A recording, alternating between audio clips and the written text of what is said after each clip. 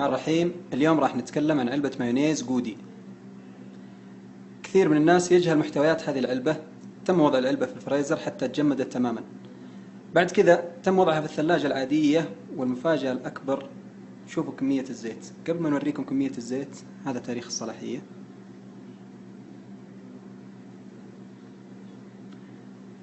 نشوف كمية الزيت